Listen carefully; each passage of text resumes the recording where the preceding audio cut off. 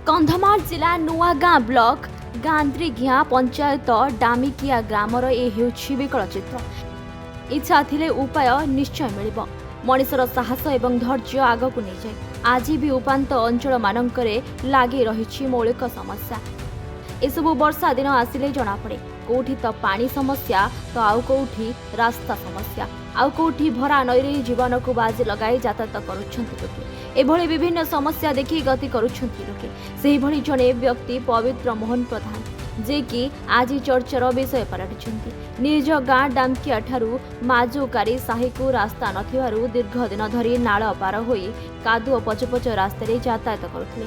रास्ता निर्माण पाई वर्ष वर्ष धरी नेता ठारू आरंभ करी प्रशासन पर्यंत दौड़ी दौड़ी निराश होई शेषरे निजर चाष करी रखिथिबा धान और हलदी को बिक्री करी जेसीबी साहाय्य 4-5 दिन धरी गाँ को रास्ता तैयारी करे चाषी पवित्र मोहन प्रधान। 80 ରୁ 90 हजार टंका खर्च करी गाँ पाई आज प्रेरणा साजिचंती चाषी पवित्र मोहन प्रधान। तांकर एभळे निष्पत्ति पाई बुद्धिजीवी महल रे चर्चा हेउछि।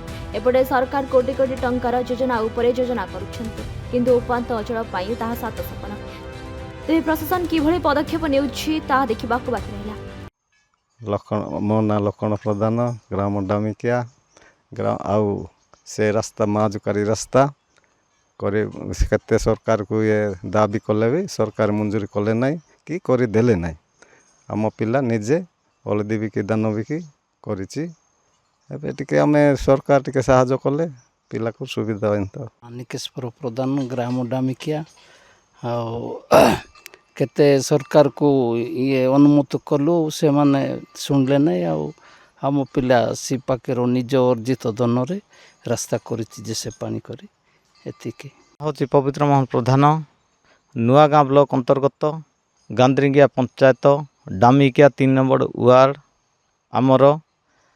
आमर लसेनाज ठारू माजुकारी रास्ता केबे भी जाऊ नथिला किंतु आमे सरपंच कोटू आरंभ करी एमपी एमएल पर्यंत करी करी आसिलु। आज को 20-25 वर्ष हेलानी किए कर्णपात कले नहीं। तेणु करी मु मो मत हिसाब रे मोर हलदी एवं धान मु बिकिकी मु ए रास्ताटा करने मु ठिया हेली। तत्सहित जाइकी मु जेसी वाला सहित कथा हेली।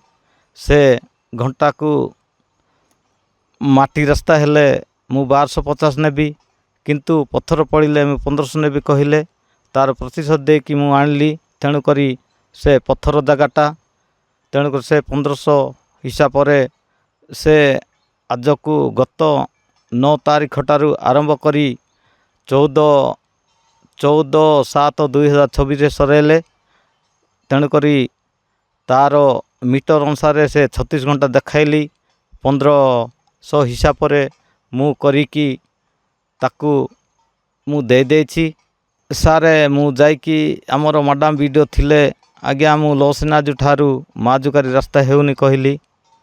तापरे मु गोटे दरखास्त लिखी हेटे कहले आपण निज संपद रे केमती करिवे एते बड़ संस्थाटा कहले।